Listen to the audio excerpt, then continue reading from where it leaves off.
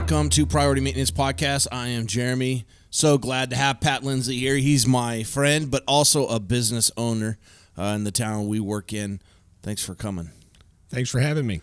Yeah, so we've hung out some, not just professionally, but just for fun, playing and stuff like that, music. But we use you. Tell me a little bit about you. What is the business that you do?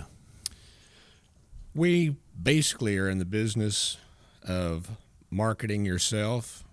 We do the promotional products, screen printing, embroidery like the shirt you're wearing, the hat you're wearing. You did this shirt for me. Thank you. Thank you. Mm-hmm. Signs, banners. Sometimes I think maybe we wear too many hats. We get spread pretty thin. Yeah. But basically, we help you put your best foot forward. Thank you. Yeah, and what's interesting is you haven't always done that. You started out. Tell us a little bit about your story. What did you in your professional life? Where did you start out? Well, I've been in direct sales all my life, and for 20 years worked for Farmer Brothers Coffee. Farmer Brothers became this micromanaged organization that the story I tell, I had to get rid of an antenna topper because it wasn't company policy. Wow.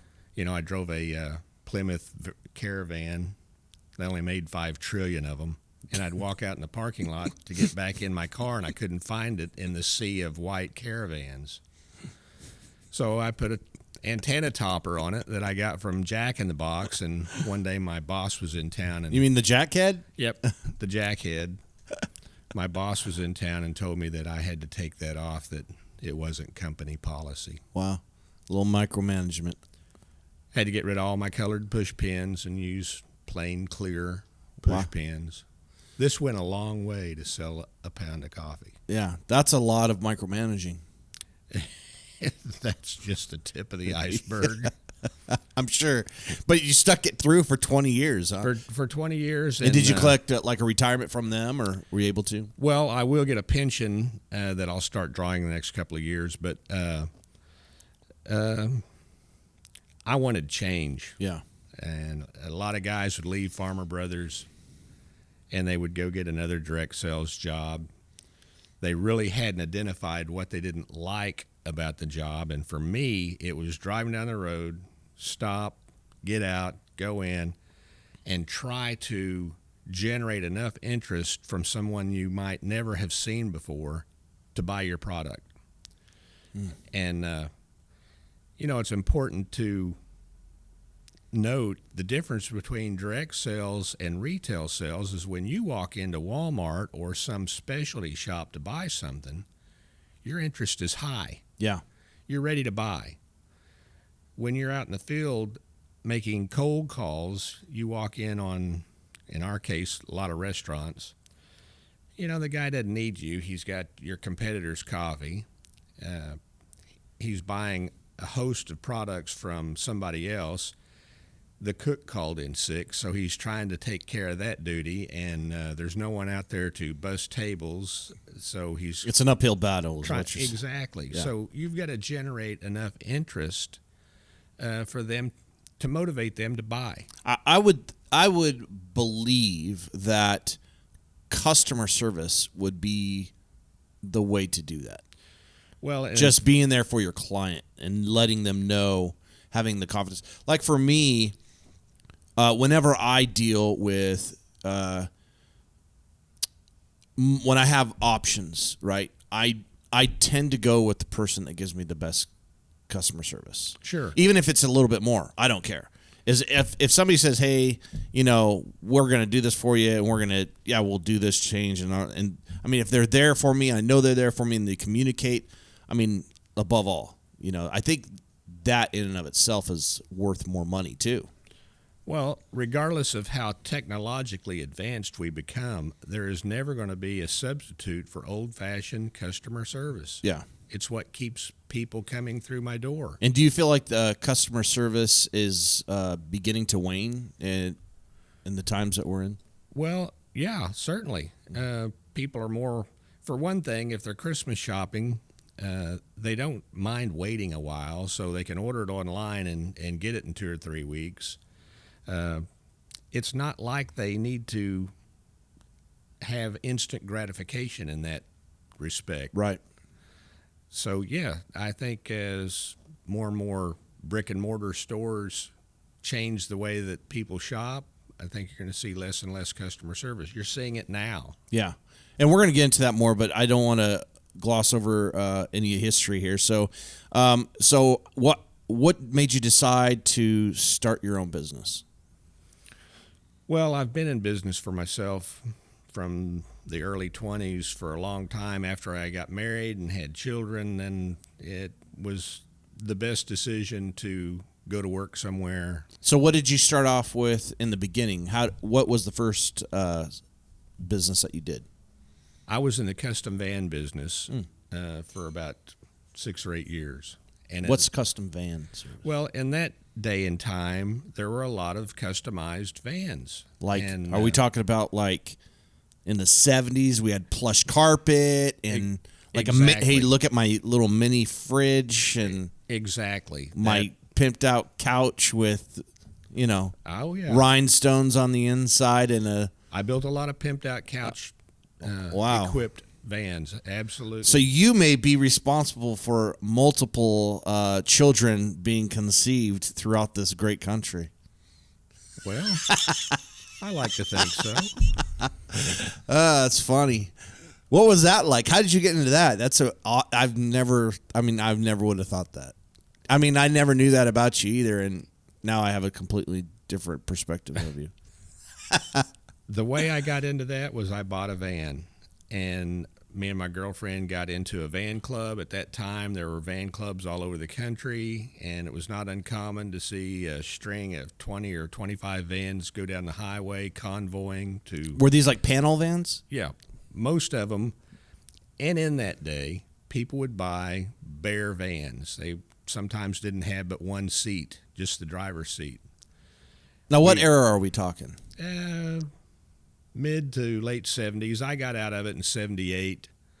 That's when the hostage crisis happened while OPEC and things like that. Yeah, while Grin and Jimmy was in office, and right.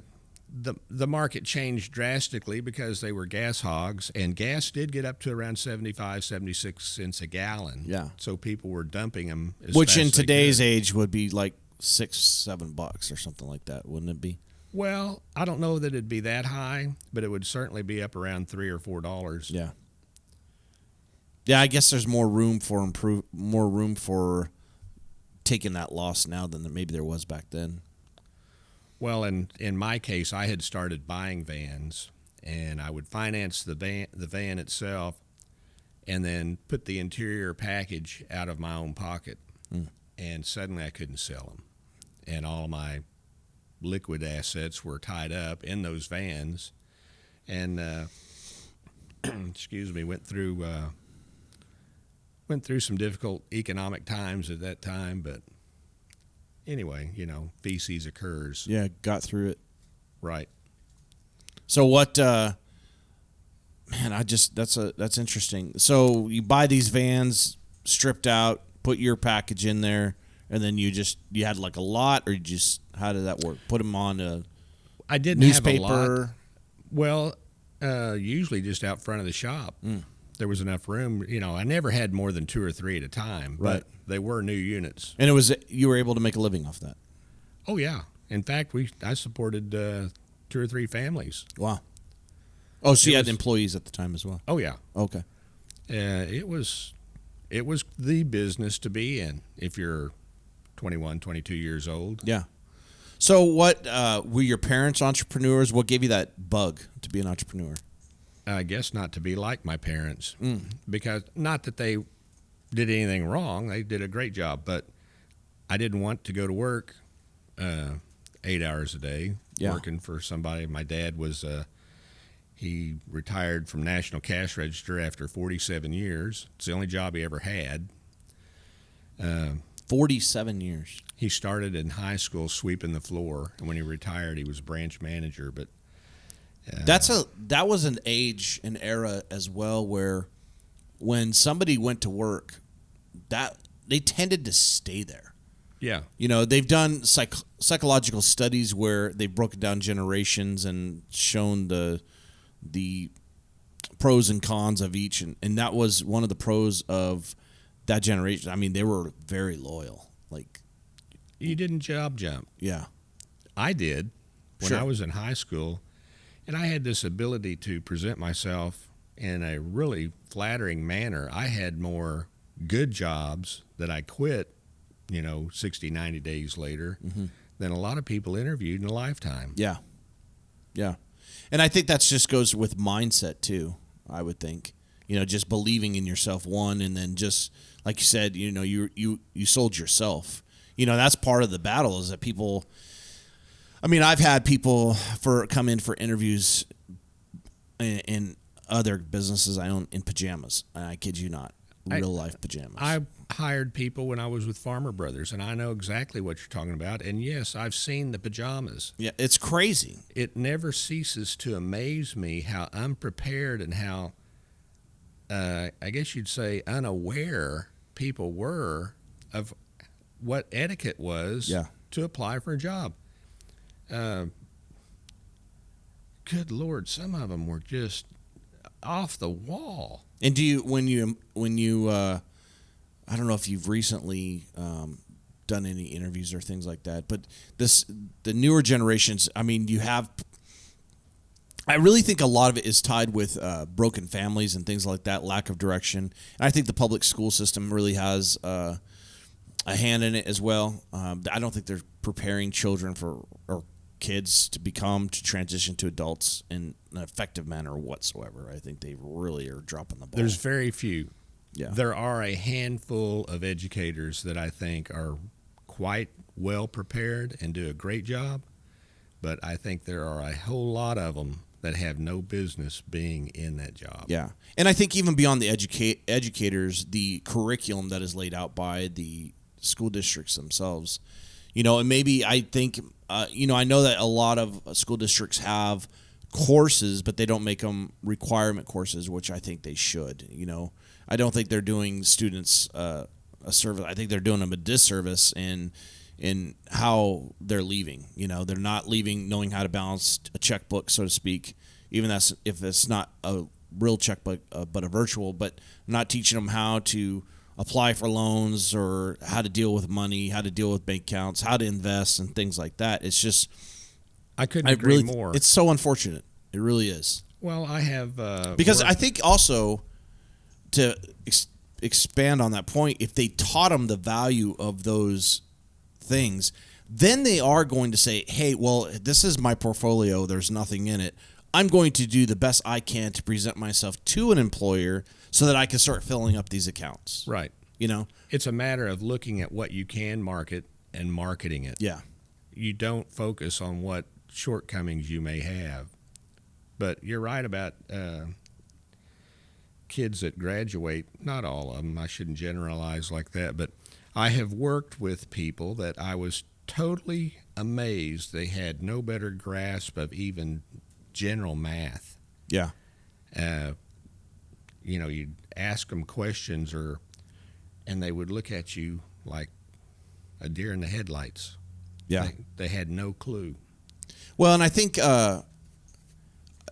another thing too, I think that school districts and cities, they don't draw from the experience of the city that they're in oftentimes. I mean, how awesome would it be if they had entrepreneurs come into schools and talk and, even do a volunteer course or a mentorship program and things like that. There's a lot of out-of-the-box thinking I think that could take place. Well, I think that in concept, that's probably a great idea. But in this day and age of being politically correct about everything we do and not, offending somebody, that's never going to happen these days. And it doesn't matter what city you're in. Yeah, you're probably right. And that's unfortunate. So, entrepreneurship. So was that a hard thing to go and work for somebody? I mean, was it just eating at you every single day for 20 years to work for Farmer Brothers? Well, no, because the first 14, 15 years that job. It was a very good job, very gratifying. I worked for some great people.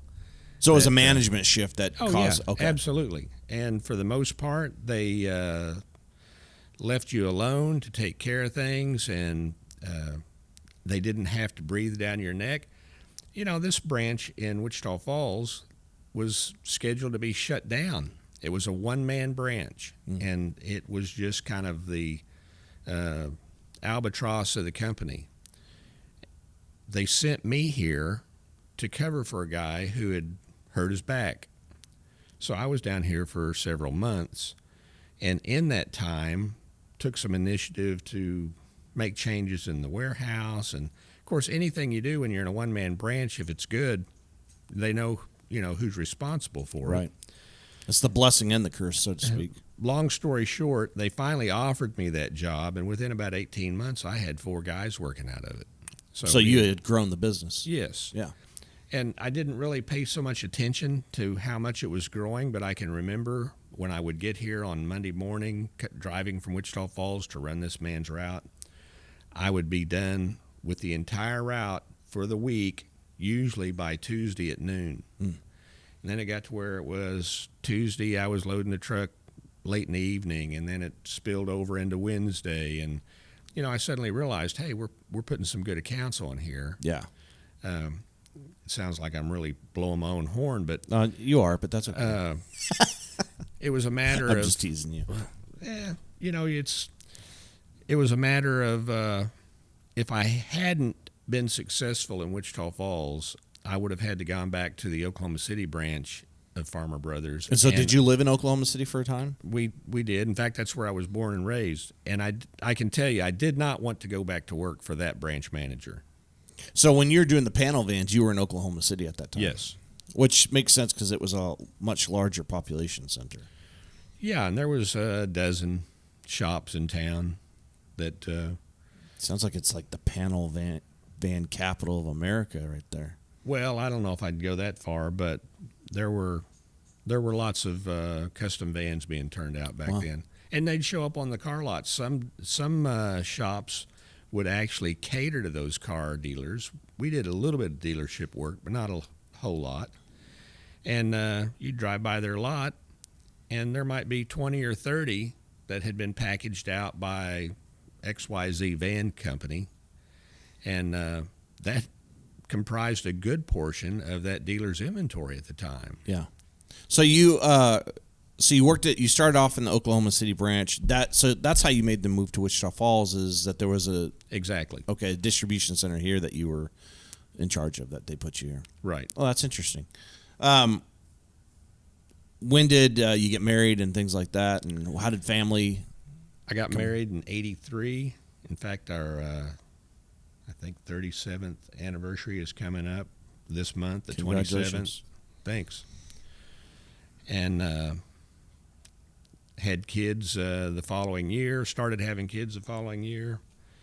Worked for Farmer Brothers. It was a great job. I had a job that probably 90% of all the adult males in this city would love to have had. Yeah. Good money, company car and benefits. A lot of people would say, why would you leave that? Well, basically, I just wasn't happy. Yeah.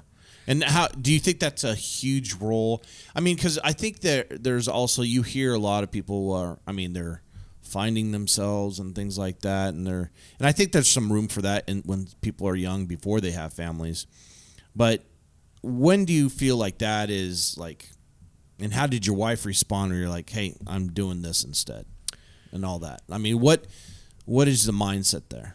Well, of course, she knew how unhappy I was, and she supported me, pretty much. We first started researching franchises, and we looked into the UPS store, and you wouldn't believe the franchises that you can buy into, some of which pretty cheap, for about $39.95 and signed on the dotted line, and right. You're a franchise owner or a franchisee.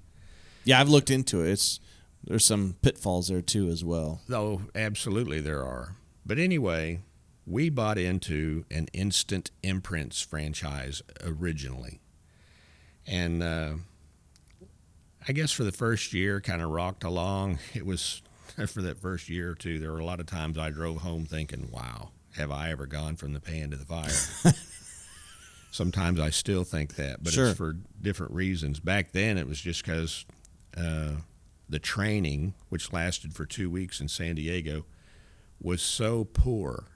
If we'd had any idea how ill prepared we were to open this business, we probably would have ran. Yeah. But of course, we couldn't. At that time, we were in You it put money in. for about $200,000 and had an SBA loan to pay off, and that's a story in itself. What is that? What is the pressure? I mean, without people having started business, I mean, I wish that every single person could be a business owner in the sense that they understood like the behind the scenes, the pressure they feel, especially with employees, or you have a family and all these different things that you're balancing. I mean, it's not a 40-hour work week. Oh, no, absolutely not. And really, that people talk about the freedom, but I didn't typically, you don't experience freedom. If you're lucky, you experience after a couple of years some form of freedom. Maybe. Yeah. And now, I exactly. don't know if it happens that soon or not. I wonder if I had more freedom, 2 years after we opened than I do now. Yeah. Fortunately, we have built a pretty solid business. Mm-hmm. We stay extremely busy, even in the, every business has its seasonality. Excuse me, but we stay extremely busy pretty much all the time. Yeah. And it's a Dateline-driven business. Everybody that walks through the door has a deadline that they need their merchandise from. When you factor in the fact that we cater to the procrastinators of the world that should have been in a month earlier than they are, and we hear all the time. And that's something, to jump on that point real quick, that's something I learned about your business. In the beginning, I was like, hey, I need these yesterday. But as, after a year, dealing with you, I started being more forward thinking. I've been like, I don't need this for 5 weeks, 4 or 5 weeks. I wish everyone had that same mindset. But what happens is, and we have people come in all the time, and the first rattle out of the bag is, this was dumped in my lap. Or we had XYZ shop contracted to print these, and they're not going to be able to get them done, which really irritates me. Mm-hmm. In other words, they couldn't do it, so now you want me to fix. It kind of puts you on the hot seat in the sense. Well, they want me to fix something they didn't want me to do in the first place. Yeah. But anyway, there are times I mentioned to my wife one day, the next person that walks through that door and starts a conversation with how quickly can, I'm probably going to go postal. Yeah. Everybody wants it, this instant gratification. I'll remember to do that when I come in next time. The worst is when we have 2 or 3 older women, quote unquote, the term of endearment, I guess you'd say blue hairs, come in carrying Hobby Lobby bags. Oh, yeah. Big Hobby Lobby bags. And they got some ideas for you. Yeah, they start the conversation with, we have a project. It's... And you don't make a lot of money on those. You don't make any money project. on those. And it's been difficult through the years to learn how to politely say, without making someone mad, no. Yeah. But we have gotten better about saying, I'm sorry, but we just can't what's help funny it. about people like that is they'll wait. Oh, whenever you get to it. Well, if it's a project lady, she's probably bought something that she's making for a Christmas gift, so they won't wait too long. But we really don't even want to put them off like that. We'd rather they just understand. Rip the Band-Aid off. Right. It's not what we do. Perhaps you should find somebody that does do that. So you give them your competitors' names. Well, if it's something that, I don't want to just have them aimlessly wandering around, Right. But if there's something I can suggest to help them get that done, sure. Yeah. But it's not always something that I want hanging on my wall to try to get to when I can get to it. Yeah. Yeah, I get it. So how much longer do you think you're going to be doing this for? Well, And what's your exit strategy? Well, I'm glad you mentioned that because everyone seems to talk about the desire to start their own business. What is more important than starting your own business is to decide what your exit strategy is. Yeah. Because we had none. And to this day, we have none. It's interesting because I tell people how important the exit strategy is, because knowing the exit strategy really, it really points out how you're actually even going to start and run your business in the beginning.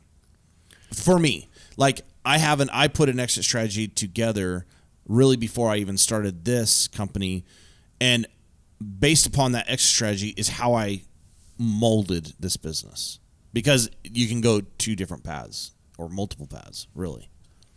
Well, the plan is for my son to take the business over in the next couple of years. We plan to retire and move to Lake Texoma.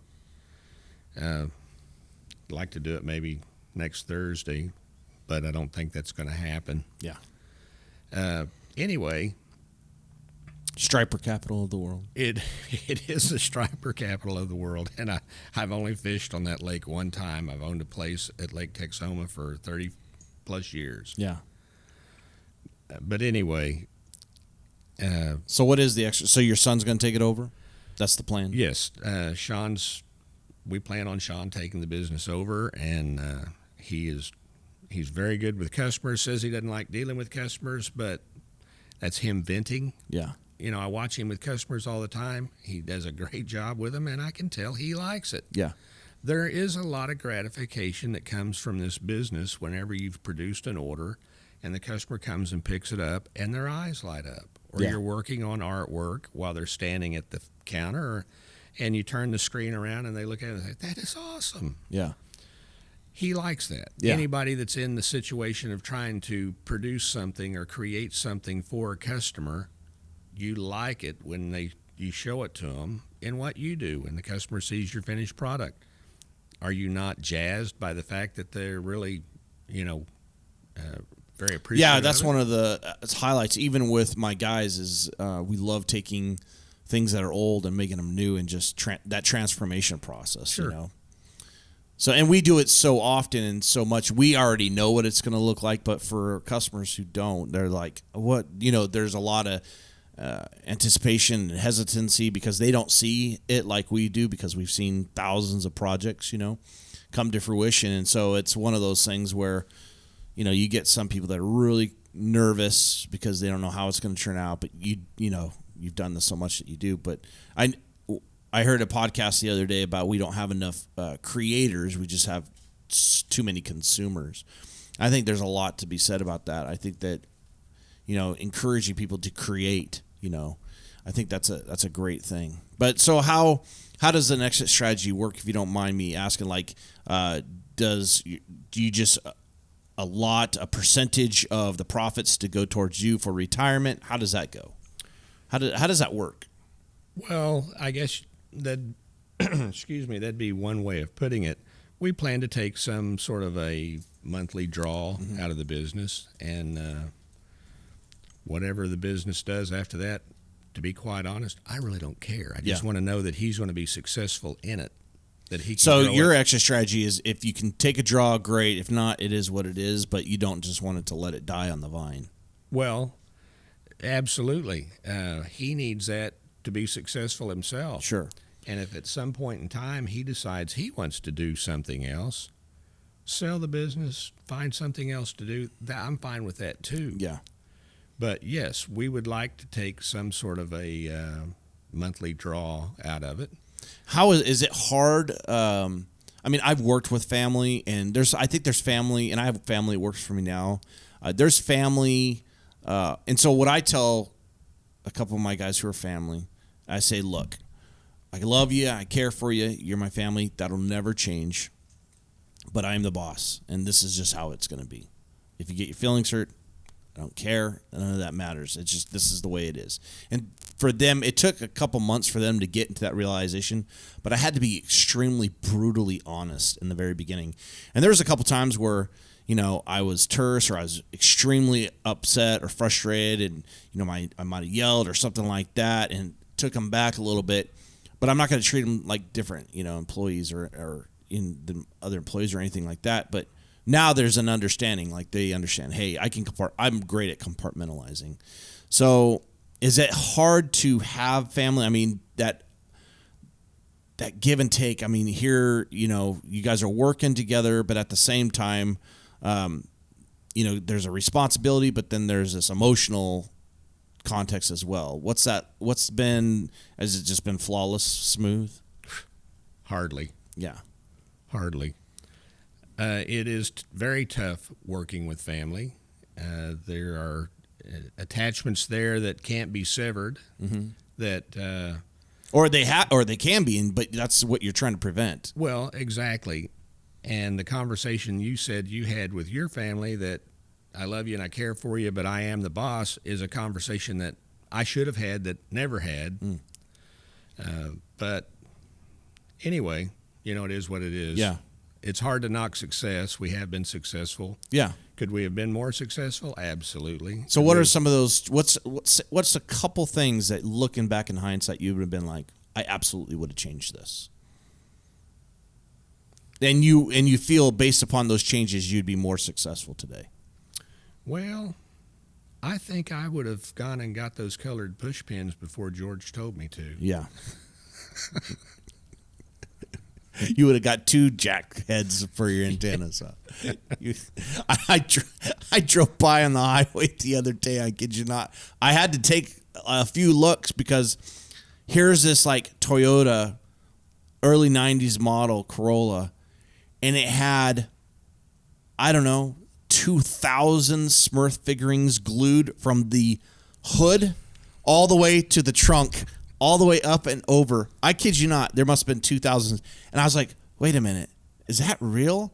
But there had to have been 2,000, just Smurf figurines in all their glory, just traveling down the road on this car for 60 miles an hour. I was just like, wow. You sure it wasn't an old 70s van? Oh, yeah, it wasn't. It was a Corolla, but could have been. Could have been one of Pat's creations.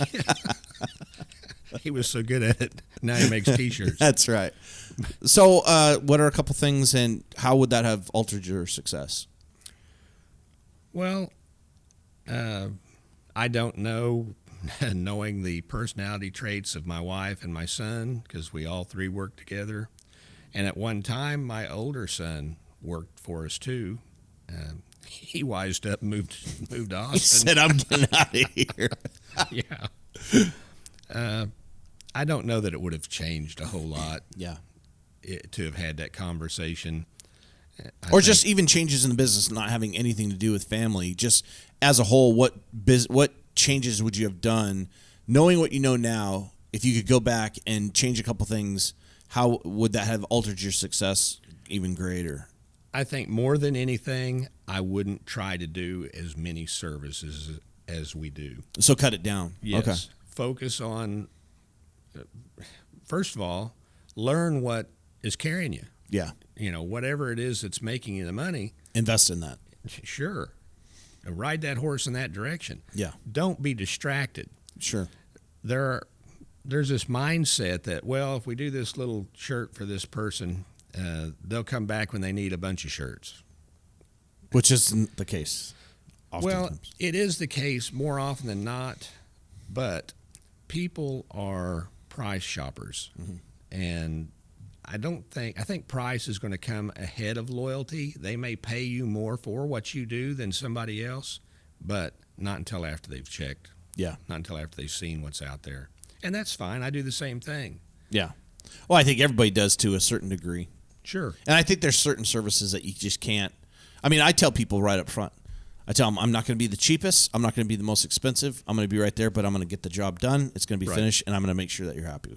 That's it. That's all I can guarantee. You know. So beyond that, I can promise you, there's always going to be somebody that's cheaper. Always. Right. There's always going to be somebody that's starting out that don't understand the economics of running a business, and they're just all they're doing. They're not making any profit. They're just scratching out a living. Right. Sometimes that feels like what we do best. Yeah. Yeah. Absolutely. So, couple things. So you really wouldn't. You would just fine tune your processes and things like that. Find what is the most marketable. Whatever you do, you can focus in on making that process better, and by doing that, you usually will also improve your bottom line. Mm-hmm. It just stands to reason. If you make the process better, it's going to be more efficient. You're going to be able to produce the work quicker, get it to the customer faster. Efficiency. Exactly. I preach efficiency every single. My guys, it drives them insane. But I try to express to them that in doing this work for almost 25 years, that is the biggest takeaway I've taken is efficiency. Efficiency makes you more profitable. Sure. It makes the job go smoother. Everything is efficiency.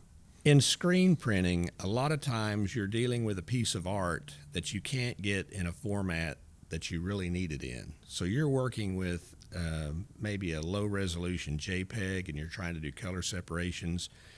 You don't always know if the separations are going to work until you're printing the job. Yeah. And there have been numerous times that my son will tear down a job, or at least one of the colors, one screen, and then set it back up because he's unhappy with the finished product. He sweats the details, which I really appreciate his eye for that, and that he's willing to back up and start over to get it right. Yeah. I shouldn't say most shops. Maybe everybody does that. I don't know. I've never been in other shops. But we do we're more concerned with you getting what you want than getting your money. Yeah. We sometimes shoot ourselves in the foot because we take that to the nth degree. Yeah. What one piece of advice would you offer to entrepreneurs just starting out? Make sure that you are more concerned about getting what they want than you getting their money. Yeah. And make sure that you've got something that's marketable. There's a lot of things. People will open up restaurants based on the fact that Aunt Sally makes a great enchilada. Yeah. And restaurants are the number one failing business, just FYI. Well, it never ceases to amaze me how people will, if they've got a little cash and they don't have to go through, say, the SBA or get a bank loan or something, they'll open a business on a shoestring, which is a no-no to begin with, mm-hmm. and thinking that, well, we'll get over the hump and be all right. It may not be an enchilada. It may be some invention or something they've come up with that they think is great, may not have any marketability. Right. Basically, business is really simple. Mm-hmm.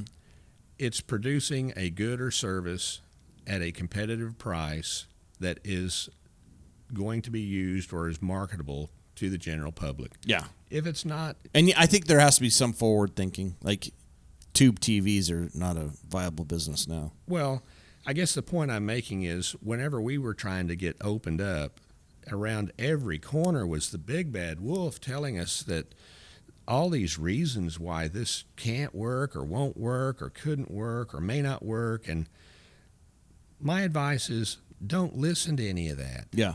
Just get out there. Just grind and make sure you have a product that's marketable. Make sure you can produce it and make a fair profit, and make sure you can produce it on a reasonable time frame. Yeah. I mean, there's nothing we can do. I mean, I think it doesn't help. I don't think government is necessarily pro-business like they used to be, Well, don't get me started there because I can guarantee you they aren't. But I mentioned the SBA. It took me 8 weeks to get an approval on an SBA loan. Yeah. And I would call 3 times a week. Monday, I would be told, we meet on Tuesday. Call me Wednesday. I would call Wednesday. He'd say, we meet tomorrow. Call me Friday. I'd call Friday. This went on for 8 weeks. That's pretty frustrating. Finally, I told the guy, I said, look, I'm a big boy. If the news is bad, I need to hear it. Yeah. He said, call me on Monday. I called him on Monday. Lo and behold, we were approved. Wow. So, and we had pristine credit. There was no reason at all why they should have turned us down, and had been dealing with that bank forever. Yeah. That's frustrating. Yes, it was very frustrating. Interesting. Well, I really appreciate you coming on. Well, thanks for having me. I don't know if my words of wisdom. Oh, absolutely. Yeah, I think anything that somebody could glean, even if it's one item, that's one step further than they were before. You know. I mean, I now I know where to take my panel van for sure. No, we can't help. Not only can you do the inside, but you can graphics out on the outside. That's a project. We don't do projects. Yeah. So yeah, I really appreciate you coming on.